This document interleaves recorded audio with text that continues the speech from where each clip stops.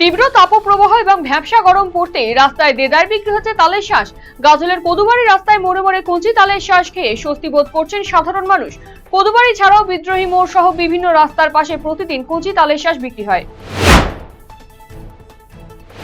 শনিবার ডালখোলার বিভিন্ন এলাকায় অন্নপূর্ণা ভান্ডারে ফর্ম বিলি করলেন করণদিঘির বিধায়ক বিরাজ বিশ্বাস। শুধু ফর্ম বিলি নয়, ফর্ম ফিল আপ করতে বিভিন্ন এলাকায় খোলা হবে হেল্প ডেস্ক।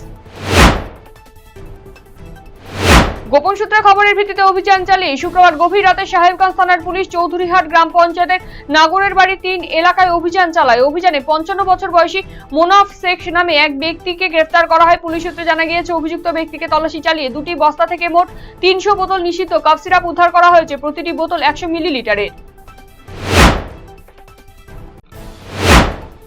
মাদক পাচারের বিরুদ্ধে অভিযান চালিয়ে বড় সাফল্য পেল নিউ জলপাইগুড়ি থানার পুলিশ। গোপন সূত্রে পাওয়া খবরের ভিত্তিতে ফুলবাড়ি সংলগ্ন জিয়াগঞ্জ এলাকায় একটি মালবাহী গাড়িতে তল্লাশি চালিয়ে বিপুল পরিমাণ নিষিদ্ধ কাপ সিরাপ উদ্ধার করা হয়েছে। ঘটনায় 3 জনকে গ্রেফতার করা হয়।